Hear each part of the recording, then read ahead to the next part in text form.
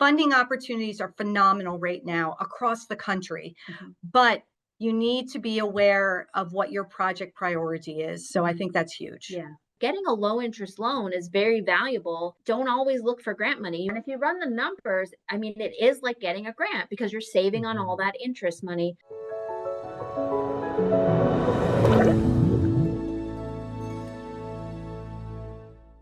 Hey everyone, it's Bob Crossan. I'm the editorial director for Wastewater Digest. I am joined today by Natalie O'Connor. She is project manager and funding and compliance specialist for Entech Engineering, and also Tori Morgan, director of funding, regulatory relations, and compliance for Entech Engineering. Thank you both for being here and taking time to talk to me about funding, financing, grants, all that great stuff.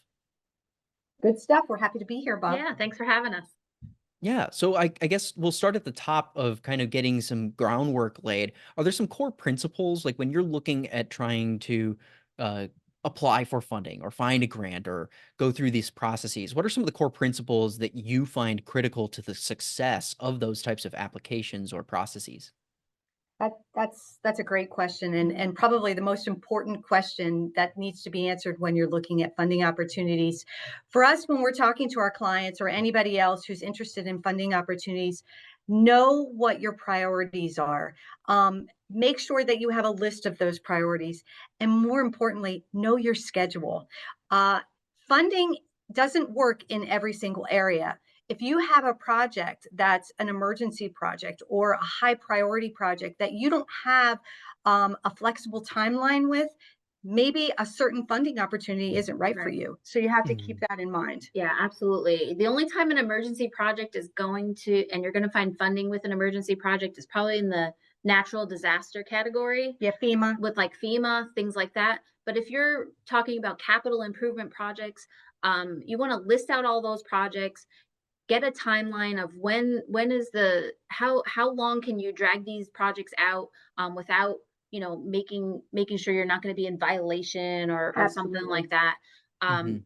and know that funding is going to run on their own timeline. They're not going Hmm. to run on your timeline. And if you're in Pennsylvania, which is where we are, we can tell you that there's been funding meetings that were supposed to happen in July for approvals, and then they get Delayed to December. yeah, Mm, yes, yeah. So there's no guarantee. yeah. I guess that's what you always, I mean, funding opportunities are phenomenal right now across the country, Mhm. but you need to be aware of what your project priority is. So I Mhm. think that's huge. Yeah. Mhm. Yeah, well, I'm glad that you brought that up of like the timelines because I think that sometimes, especially when communicating with like a city council or a county board or something, they may not understand how these timelines work, and they may expect it faster than the utility knows and understands, or the engineers for that matter know and understand they will receive any type of funding or hear back for that matter. Absolutely. Yeah, and we hear that a lot from our clients, and we try to stay out of that line of fire, I guess, just kind of, but it's not under our control. It's under that Hmm. Control. funding agency's control. So definitely, it is a big thing to know what your schedule can be and what the funding schedule is as well. Right. Knowing that funding source as well, like rely on your experts in the area, because what I think Natalie and I have seen a lot with the different clients we've dealt with is, you'll see a lot of information out there. Somebody will say, well, there's $50 million available, for these water or wastewater projects. Then you get different boards and people say, we're applying for all that money. Mhm. Know Hmm. the funding opportunity. Is there a match required with it? What are the timelines required with it? Do you meet the criteria for that funding? Mhm. It isn't a given. So there's a lot of different things to kind of weigh out to make sure that it's the right funding opportunity for you. Yeah, really Hmm. need to look at those grant or funding guidelines and look at those. The one thing that we try to do actually is build really good relationships with the funding agencies as well. We know many people on the state level, the federal level, and even the local level, depending on the opportunities. But then we can make those phone calls for our clients and run it by them and say, hey, we have this project. It's X dollars. They want to get it done by this time frame. Do you think this is a viable opportunity? Absolutely. And Hmm. building those relationships is really important. We found that we even help them help us by helping them maybe generate some educational material for their program, because we get different questions on our side than that they get on that end. So Absolutely. I think building those relationships is really important. And if your consultant has a good relationship with the funding agency, I think it goes a long way. Helps it along for sure. Yeah. Yeah. So when you're looking at this, you mentioned a number of things that obviously to me sound like, oh, this can get very complex very quickly. Are there certain funding mechanisms that tend to be a little more complex than others? So like thinking about that timeline, understanding that complexity would be critical, right? Are there like high complexity, low complexity ones? What should people and utilities and engineers be thinking when it comes to that? Yeah. We bounce off each other a lot on that one. I can speak, I'll speak for, since we're out of Pennsylvania, we do a lot of Pennsylvania support. Most of the like the DCED, the Department of Community and Economic Development, blah, blah. We talk in acronyms, so we all have the to time. So we remember don't not want to to. assume everybody knows all the Yeah. acronyms. They have a single application. Okay, so they may have 10, 15 different funding opportunities or grant opportunities under their department, but they all follow the same exact application format. That's phenomenal, because you know how to do it. It's easy to do. The ones that get a little more complex, and I'll let Natalie go into those a little bit more, we won't have to go into great detail, but are some of the ones like Penvest loans, some of the larger, more complex loans or grant combinations. They have a little bit more involvement in information. Yeah, the RUS, which is the federal program with Rural Utility Service, that funds a lot of water and wastewater projects. That one, and the Penvest, which is the state revolving fund mechanism for Pennsylvania. So I'm sure, every state has some sort of state agency that's giving out their state revolving funds. But those definitely are a little bit more heavy on the administrative part up front. But on the flip side, you get a funding offer from Penvest, you may be eligible for grant money, but you may also be eligible for 1% money or county cap rate money. And county cap rate money throughout the state is anywhere from 2 to 2.5% right now for 20 years. So that's still really cheap money. And we like to make sure our clients know that getting a low interest loan is very valuable. Absolutely. Don't always look for grant money. You may not be grant eligible. They may not have the grant money to give out, but getting a low interest loan can be just as good as getting a grant in some cases. Yeah, and if you run the numbers, I mean, it is like getting a grant because you're saving on all that interest money. Bank rates right now in our area, we just got some bids in for some projects, and they're at 5 to 5.5%. So when you're looking at a 3-4% interest rate difference on millions of dollars over 20 years, it definitely is a saving. So the more complicated it might be up front, but you're still saving money over time because of the interest savings. Wouldn't you say, Natalie, too, that with some of the more complex grant and loan combinations, they're usually dealing with much larger dollar amounts too. Some of the more of the county grants or local grants, you're dealing with a smaller dollar amount. A lot of times when we're dealing with some of these the other funding that Natalie had mentioned, whether it be through RUS or our local Pennsylvania Penvest, you're looking at different grant and funding opportunities, 20 million, 30 million, 100 million, depending, large projects. In fact, a lot of those agencies are looking for those large projects. Penvest is like begging people to put in for projects right now because they have so much money to give out. And they want to be able to tell the federal government, look, we spent it. We are helping the infrastructure of the state. So they are begging us, to put in more projects. I won't because of, like, let's dial it back, I guess, a little bit. I won't even go to Penvest for something that's $1 million or less. Okay. Because of those upfront admins and the complexity of the application. So that's where it doesn't pay. That's where it doesn't pay. But if you're over $1 million, that's when it starts, evening out. And then if you're at, a $20 million project, obviously that's big savings. Mhm. We also like to stack our funding opportunities. I know a lot of people, Mix and match. yeah, they Oh, just, yeah.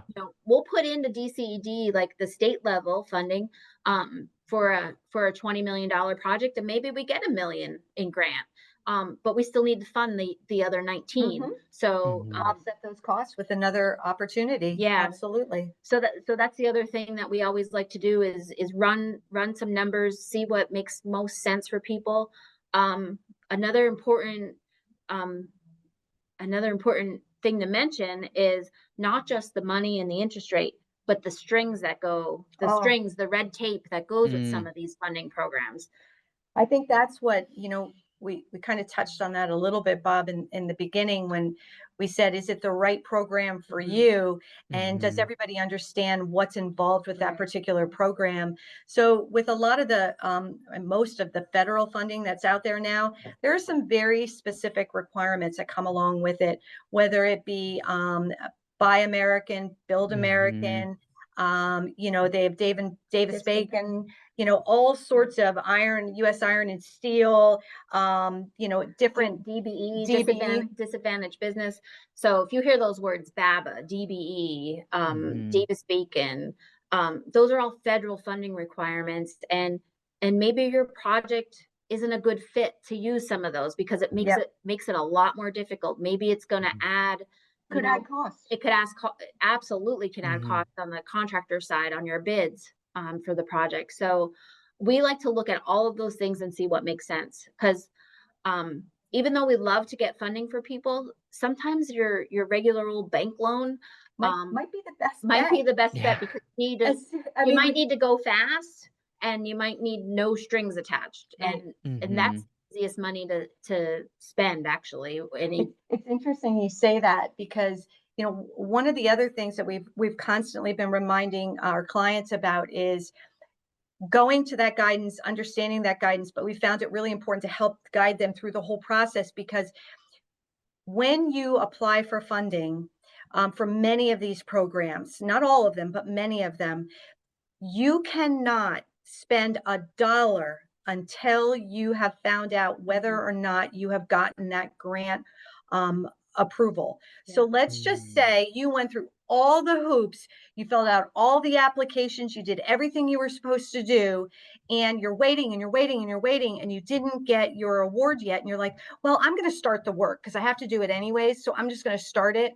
Now, all of a sudden, you've nullified it if in fact you get that grant award because you're not allowed to start that work. Now that Right. applies to Mm. many different grant opportunities out there. So we like to make sure that people understand that Yeah, going into it. and some are you can't sign contracts, and some are you can't put a shovel in the ground. And your Mm. consultant should be able to advise you, what's Absolutely. appropriate because there is different requirements for different projects. So that goes back to the very beginning where know the guidelines of Hmm. each Mhm. grant, build those relationships with those grant coordinators, and ask the questions that need to be asked up front. Yeah. Well, when talking to utilities and whatnot, what are some of the things that you often advise them to like, let's make sure that we gather these things because we need this in almost every instance? Are there things that they Yeah. can pull together right now and be like, all right, cool, I am set. I can put this in a folder. I've always got it available. Whenever I have a funding conversation, I got it here.